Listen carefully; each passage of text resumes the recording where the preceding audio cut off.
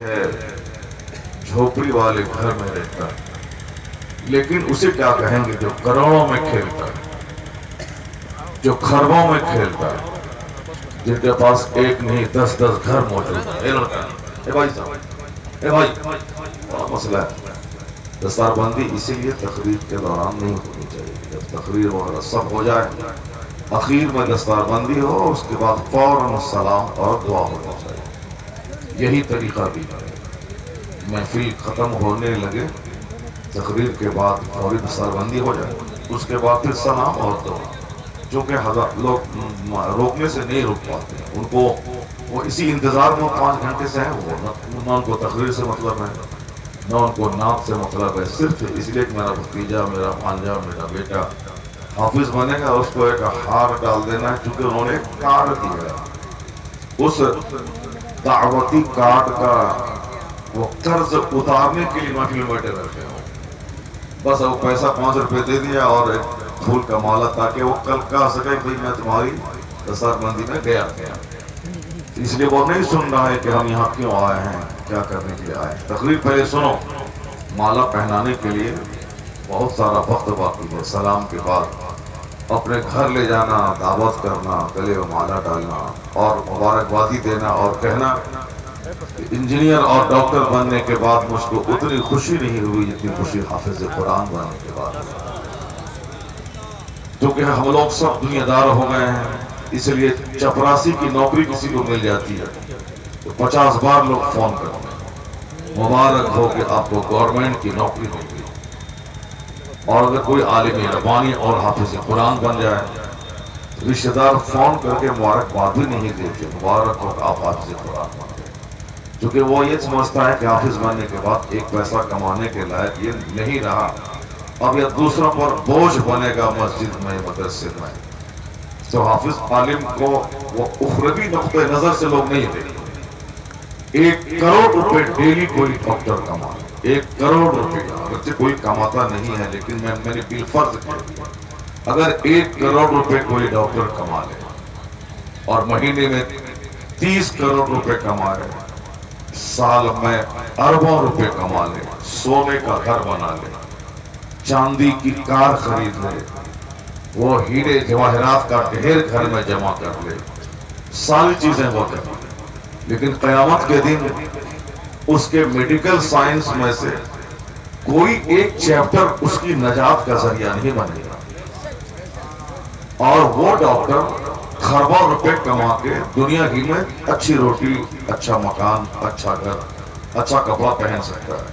قیامت کے دن وہ نہ اپنے باپ کا ہے، نہ اپنی ماں کا ہے، نہ اپنے چچا کا ہے، نہ اپنے دادی کا ہے، مگر ایک عالم ربانی وہ دنیا میں پھوس کے گھر میں رہے، وہ کرائے کے گھر میں رہے، وہ 2000 روپے ماہانہ کمائے، لیکن قیامت کے دن سارے خاندان کو فیض یہ بانٹے گا کہ حضور نے کیا فرمایا کہ جس نے قرآن پڑھا اور اس پر عمل کیا تو اللہ تبارک و تعالی اس کے خاندان میں سے 10 ایسے گنہگاروں کے حق میں اس کی سفارش قبول کرے گا جن کی بدعملی کی وجہ سے جہنم واجب ہو چکا ہو۔ اللہ فَشَفَّعَهُ اللَّهُ فِي عَشْرَةٍ مِّنْ أَهْلِهِ قَدْ وَجَبَتْ لَهُمْ، یعنی ایک خاندان کے 10 ایسے لوگ جس میں چچا بھی ہوں گے، جس میں پھوپھا بھی ہوں گے، جس میں چچی بھی ہوگی، یعنی 10 ایسے رشتہ دار جن کی اپنی بدعملی کی وجہ سے جہنم واجب ہو چکا ہوگا، ایک حافظ قرآن کی سفارش پر اللہ انہیں بخش دے۔ تو جو کام خربوں روپے کمانے والا ڈاکٹر نہ کرے، وہ کام 2000 روپے کمانے والا ایک حافظ قرآن کرے۔ اور دنیا کا خربوں کا مقام وہ صرف ایک پانی کے قطرے کی مانند ہے۔ دنیا کا 100 سال جیسے سمندر کے سامنے ایک قطرہ پانی، مرنے کے بعد کا ایک دن 50,000 سال کے برابر ہے۔ مرنے کے بعد کی جو دنیا ہے عالم آخرت، جہاں سب کو جانا ہے، ڈاکٹر بابو کو بھی جانا ہے اور مولانا کو بھی جانا ہے، سبوں کو جانا ہے، جہاں کا ایک دن 50,000 سال کے برابر ہو۔ ایسا نہیں کہ کوئی ناول ہے، کوئی افسانہ ہے، کوئی فکشن ہے، کوئی داستان ہے یا کوئی گڑھی ہوئی کہانی ہے، نہیں. جیسے ابھی ہم لوگ جلسے میں ہیں، یہ فیکٹ ہے. جیسے ابھی رات ہے، چند گھنٹے کے بعد دن نکلے گا، یہ سچ ہے. اس سے زیادہ سچ ہے کہ اس دنیا کے بعد آخرت قائم ہونے والی ہے، قیامت قائم ہوگی، نام اعمال تولے جائیں گے اور نیکیاں اور بدی تولی جائیں گی. اس کے حساب سے اس کو بدلہ ملے گا. پل صراط سے گزرنا ہوگا. بندہ قیامت کے دن 1 انچ اپنی جگہ سے ہٹ نہیں پائے گا جب تک کہ وہ 4 چیزوں کا جواب نہیں دے. اور یہ بالکل سچ اور حق بات. لا تزول قدم عبد حتی یسأل عن 40. جب تک کہ 4 چیز کے بارے میں بندہ جواب نہیں دے دے، 1 انچ اپنی جگہ سے بندہ ہٹ نہیں پائے گا. وہ قیامت کا خطرناک دن، جس دن دنیاوی کاؤنٹنگ کے حساب سے 50,000 سال کا ایک دن ہوگا. اس کے مقابلے میں یہ دنیا کا 100 سال، جس میں بچپن، جوانی، بڑھاپا تینوں اسٹیج ہیں. 100 سال میں سب ختم. کیسا لگا؟ جیسے کہ پرسوں پیدا ہوئے، کل جوان ہوئے، آج مر گئے. یہ 100 سال کیسا لگے گا؟ آج کل وہ نعت پڑھنے والے ہمارے شعرا جو 5 سال پہلے جن کی داڑھی کے بال بالکل سیاہ تھے، آج ان کی داڑھی کے بال سفید ہو گئے. ان سے پوچھا جائے بھائی یہ کیا ہو گیا؟ کہتے ارے صاحب 7 دن میں جوان رہوں گا کیا؟ 10 سال پہلے میں آیا تھا، اس وقت میری عمر 25 سال تھی، 30 سال تھی. اب میں 10 سال کے بعد آیا ہوں، میری عمر اب 40 سال ہو گئی. دیکھتے ہی دیکھتے 10 سال گزر گئے. یعنی 10-20 سال ایسا لگتا ہے جیسے کہ بس ایک ہفتہ گزرا. حضور نے کہا کہ قیامت کی نشانیوں میں سے ایک نشانی ہے کہ وقت بڑی تیزی سے گزرے گا. یعنی 1 سال 1 مہینے کے مانے، 1 مہینہ 1 ہفتے کے مانے، 1 ہفتہ 1 دن کے سمان. اور دن ایسا گزرے گا جیسے چنگاری بھڑکی اور بجھ گئی. 100 سال کیسا لگے گا؟ جناب نوح علیہ السلام کو اللہ نے 1000 سال میں کچھ کم عمر دی. جب انتقال کا وقت آیا، کہا گیا حضور کتنے دن دنیا میں رہے؟ پوچھا گیا ان سے. 7 سال زیادہ کا عرصہ آپ نے دنیا میں گزارا. کیسا لگا؟ 950 سال. ہماری عمر ہوتی ہے 70-80 سال. 70-80 سال میں بچپن، جوانی، بڑھاپا سب. 950 سال جناب نوح علیہ السلام کی عمر. پوچھا گیا حضور ایک لمبا عرصہ آپ نے دنیا میں زندگی گزاری، کیسا لگا؟ کیا کہنے لگے؟ ایک مکان ہو، اس کے 2 دروازے ہوں، ایک دروازے سے گھسا اور دوسرے سے نکل گئے. اب آپ بتائیں کہ 950 سال ایسا لگا. یہ ہمارا یہ 100 سال کیسا لگے گا؟ اور اس 100 سال میں اگر آنکھ بند کر کے میں اپنے اعمال کا جائزہ لوں تو اپنے وجود سے مجھ کو نفرت ہو جائے. اگر ہم صرف آنکھ بند کر کے غور کر لیں اپنے آپ پر، اس 100 سال میں 15 سال جو جوانی کے پہلے کا پیریڈ ہے اس کو مائنس کر لیں.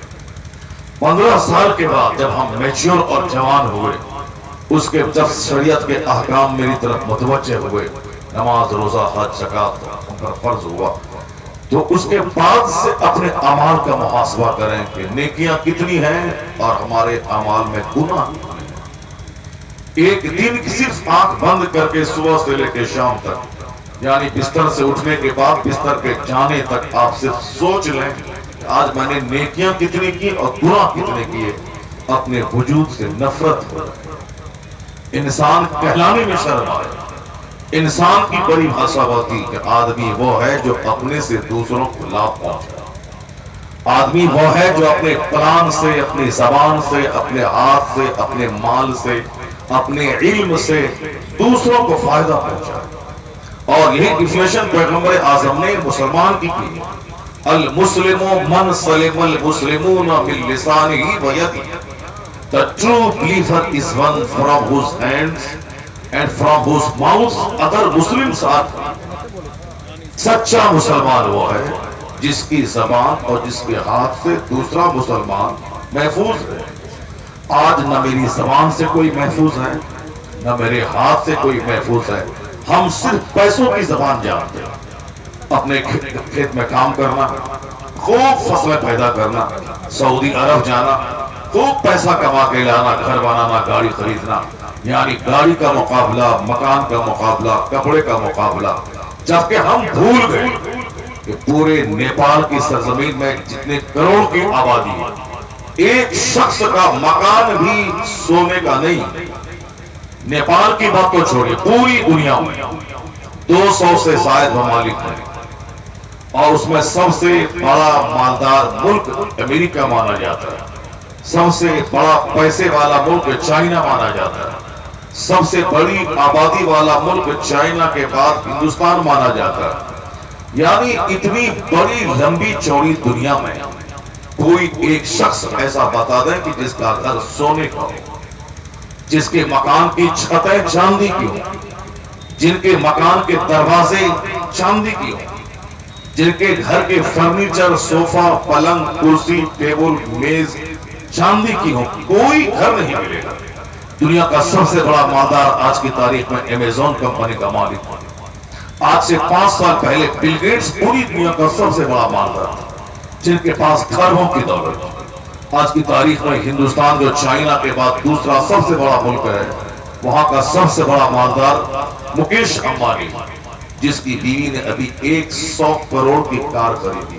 100 کروڑ، 1 کروڑ نہیں، 10 کروڑ نہیں، 25-50 کروڑ نہیں، 100 کروڑ کی کار، جن کے پاس کم و بیش 50 ارب روپے کا، یعنی 50-100 کروڑ روپے کی بلڈنگ جس کے پاس ممبئی میں، جن کے پاس کروڑوں روپے کی فیکٹری گجرات کے جام نگر میں۔ اس فیکٹری کو میں نے دیکھا اپنی آنکھ سے، ان کے مکان بمبئی میں، اس کو میں نے دیکھا، یعنی کھربوں کا مکان۔ اس کے مکان کی چھت بھی چاندی کی نہیں، سونے کی نہیں۔ اب اگر میں سعودی عرب جا کے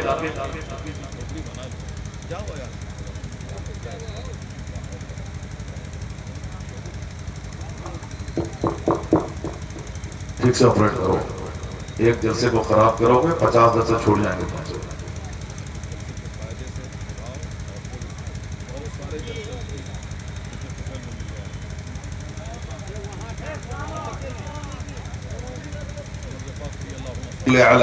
سیدنا و مولانا محمد معدن الجود والکرم،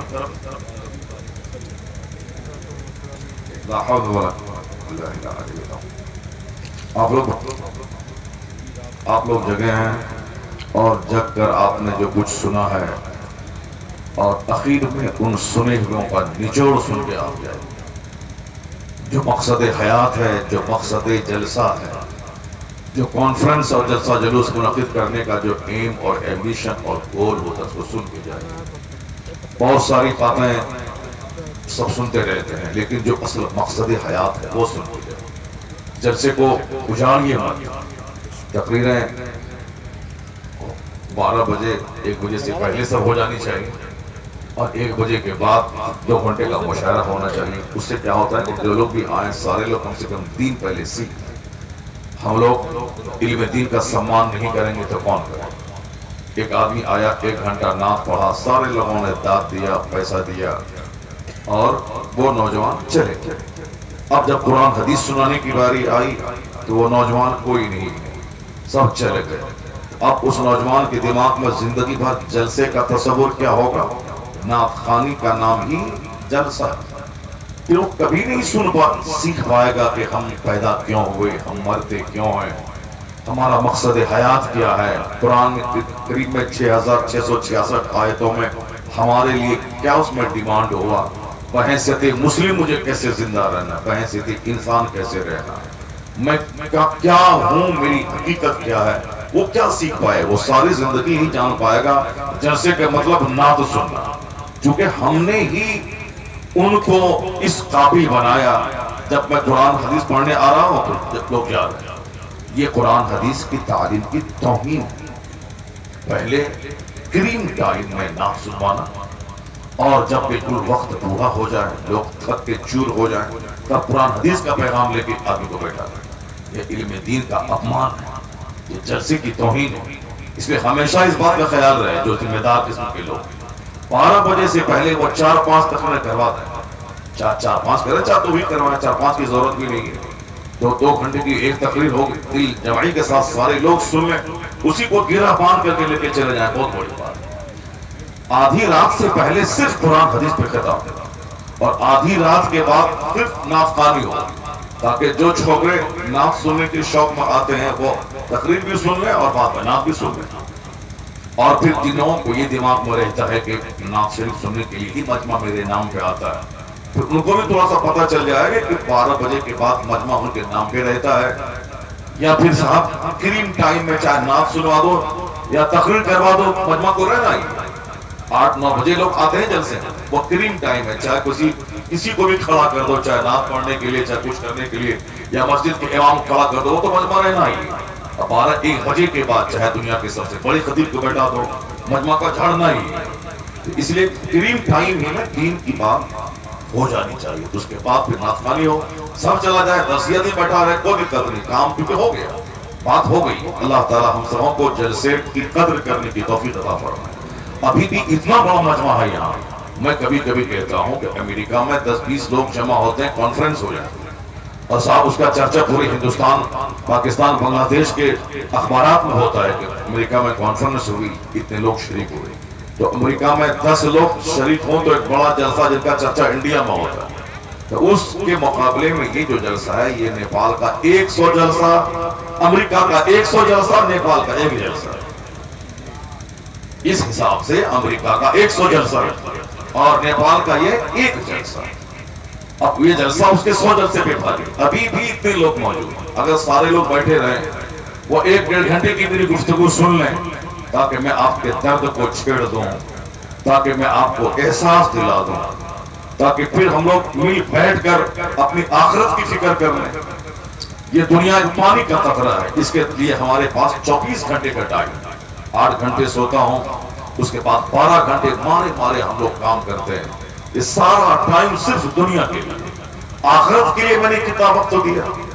نماز ظہر، عصر، مغرب، عشاء، فجر میں اگر کاؤنٹنگ کر لیں تو 1 گھنٹے کا ٹائم لگتا ہے، پیٹ کے لیے 8 گھنٹے، جنت کے لیے 1 گھنٹہ، اور ہم 25 سال خوب محنت سے پڑھتے ہیں، 10 سال نوکری کی تلاش میں رہتے ہیں، اور 20 سال نوکری کرتے ہیں، اور پھر بڑھاپے میں تسبیح لے کر بیٹھ جاتے ہیں۔ بڑھاپے میں کیا خاک عبادت کرے گا؟ بڑھاپے میں گیس کی بیماری، بڑھاپے میں دانت کی بیماری، بڑھاپے میں آنکھ کی بیماری، بڑھاپے میں آدمی 2 گھنٹے باوضو نہیں رہ سکتا ہے، بڑھاپے میں آدمی 10 قدم مسجد چل کے نہیں جا سکتا ہے، چلتا ہے تو دم پھولنے لگتا ہے، سجدے میں جاتا ہے تو پیچھے سے ہوا خارج ہو جاتی ہے، مسجد میں بیٹھا ہے، تراویح کی نماز کے لیے پیشاب لگ گیا، اسے بار بار باتھ روم جانا پڑتا ہے۔ بڑھاپے میں گردہ کمزور، مثانہ کمزور، بڑھاپے میں گیسٹرک کا مرض، دانت کے درد کا مرض، آنکھ کی بینائی کا مسئلہ۔ بڑھاپے عبادت کا ٹائم ہے، بڑھاپا تو وہ صرف ایک ریسٹ کا ٹائم ہے، اصل عبادت ہے جوانی، اور ہم نے ساری جوانی گنوا دی صرف کھیل، تماشے، تفریح اور پیٹ کی خاطر اور دنیا کے حصول کی خاطر۔ آخرت کے لیے ایک دن بھی ہم صرف اپنی زندگی کا نکال دیں کہ صبح سے لے کے شام تک میں نے دنیا کا نہیں صرف آخرت کا کام کیا ہے، ایک دن بھی نہیں مل پائے گا۔ میں جو بات چھیڑا ہوں کہ میں اس کو مکمل کر دوں، یعنی ہندوستان کا سب سے بڑا معاملہ، ان کے پاس بھی سونے کا مکان نہیں، امریکہ کا سب سے بڑا مالدار، پوری دنیا کا امیزون کمپنی کا مالک، ان کے پاس بھی جو مکان ہے وہ دیوار چھت سونے چاندی کی نہیں ہے، تو آخر ہم جتنا بھی کما لیں مارے پھر کے، ڈاکٹر بن کے، چاہے سعودی عرب میں اونٹ چرا کے، چاہے قطر میں جا کے بزنس کر کے، جتنا بھی کما لیں سونے کا گھر نہیں بنا پائیں، چاندی کی چھتیں نہیں ہو پائیں۔ اب ذرا غور سے سنیے کہ قرآن کریم میں کیا کہا ہے۔ وہ قرآن جو ہمیں مقصد حیات دیتا ہے، وہ قرآن جو تمام علوم و فنون کا سرچشمہ ہے، وہ قرآن جو the fountain of knowledge and wisdom ہے، وہ قرآن جو resources of all knowledge ہے، ہر نالج کا ایک مادھیم ہے، فزکس ہو، کیمسٹری ہو، بائیولوجی ہو، زولوجی ہو، بوٹنی ہو، ایسٹرونومی ہو، ایسٹرولوجی ہو، سارے علوم جو دنیا میں ہیں وہ سب قرآن کریم سے ہی نکلے۔ قرآن کریم ہی ایک سوتا ہے، قرآن کریم ہی ایک خزانہ ہے جو علم و فن کا خزانہ تقسیم کیا ہے، وہ ایک مادھیم ہے جس کے ذریعے دنیا کو جینے کا شعور ملا۔ حالانکہ میں نے ٹاپک آج وہ نہیں بنایا کہ قرآن کریم میں دنیا بھر کی ساری باتیں کیسے موجود ہیں اور کیسے سارے علوم نکلے ہیں، صرف یورپ کے ایک دانشور کا ایک قول سن لیں انہوں نے کہا کہ what we call science errors in Europe as a result of new spirit of inquiry. دوسری جگہ کہتے ہیں وہ کہ all these scientific developments has been taken from the Islamic madrasa, the Spanish Saracen, may be called the father of European philosophy. یہ مسلمان نہیں بول رہا، ایک کرسچن بولتا ہے.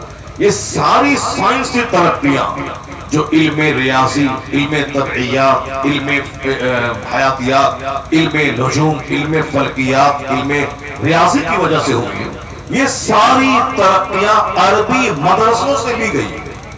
ایک کرسچن بول رہا، اور وہ بھی انڈیا کا نہیں بلکہ یورپ کا، جو دنیا کا سب سے بڑا ترقی یافتہ ممالک اسی یورپ میں، یعنی جہاں انگلینڈ ہے، جہاں ہالینڈ ہے، جہاں فرانس ہے، جہاں جرمنی ہے، وہ دنیا کا سب سے کریم خطہ ہے دنیاوی اعتبار سے، ترقی کے لحاظ سے. چونکہ ہندوستان ترقی یافتہ نہیں، ترقی پذیر ملک ہے، اور ہالینڈ ترقی یافتہ، فرانس ترقی یافتہ. یعنی یہ سمجھیں آپ ہندی میں، ایک ہے وکاس شیل یعنی جو وکاس کر رہا ہے، اور ایک ہے وکست جو وکاس کر چکا ہے. نیپال تو غریب ملک کی شرح نہیں آتا ہے، اگرچہ یہاں کے لوگ بڑے مالدار ہیں. جب یہ لوگ کمبل اوڑھ کے گھی پیتے ہیں، نیپال کے لوگ کمبل اوڑھ کر گھی پیتے ہیں. یعنی یہاں دنیا میں ظاہر ہے کہ ہم لوگ غریب ہیں، غریب ملک ہے. میں نے پوچھا بھائی آج صاحب سون برسا سے لے کے یہاں تک سڑک کیوں نہیں بنی؟ میں نے کہا یہاں پہ نیپال غریب ملک ہے. تو ڈرائیور بولتا ہے گرو جی، وہ بولتا ہے کہ نہیں مولانا، یہ غریب ملک، غریب گورنمنٹ ہے، پبلک یہاں کی مالدار ہے. پبلک کے پاس تو کروڑوں روپے، گورنمنٹ غریب بنتی ہے کہ سڑک جب خراب ہوگی انڈیا کی نظر پڑے گی، آہا نیپال بڑا غریب ملک ہے، چلو ہم پیسہ دے دیتے ہیں، سڑک بنا دیتے ہیں. جاپان کی نظر پڑے گی، چائنا کی نظر پڑے گی، امریکہ کی نظر پڑے گی، نیپال کی سڑکیں بڑی خستہ حال ہے، چلو میں نے اتنے کھرب روپے نیپال کو ڈونیٹ کیا تاکہ وہ سڑکیں بنا لے. تو گورنمنٹ غریب بنتی ہے، حالانکہ وہ غریب ہے نہیں، وہ غریب بنتی ہے. اور لوگ یہاں کے بڑے مالدار ہیں. میں نے کہا لوگ کہتے تھے نیپال غریب ملک ہے اور یہاں بڑے مالدار قسم کے لوگ ہیں. تو چلیے ٹھیک ہے، نیپال مالداروں کا ملک ہے. ہندوستان صاحب کیا کہنا، ہندوستان تو دنیا کا سب سے دوسرا نمبر کا جمہوری ملک ہے، بہت بڑا ملک ہے. لیکن جو بات میں کہنے جا رہا ہوں اس کو غور سے سنیے گا کہ دنیا میں کوئی ایسا ملک نہیں ہے جس میں کہ کوئی ایک گھر سونے چاندی کا ہو، اس کی چھتیں چاندی کی ہوں، چھتیں سونے کی ہوں. کسی کا گھر نہیں. ہم چاہے جتنا بھی مارا ماری کریں اور کما لیں، ساری زندگی باہر ہی بدیش میں گزار دیں. لوگ کہتے ہیں کہ نیپال کی زمین بڑی مہنگی ملتی ہے. ہندوستان میں جو زمین 10 لاکھ روپے کٹا ہے، وہ آپ بولے نا کہ 50 لاکھ روپے کٹا بیچنا ہے، 10 خریدار آ جائیں گے. یعنی باہر کمانا ہے، زمین خریدنی ہے. باہر کا پیسہ ہے، کرنسیز ہے. زمین کو مہنگی لوگوں نے بنا دیا ہے، خوب مہنگی بنا دیا.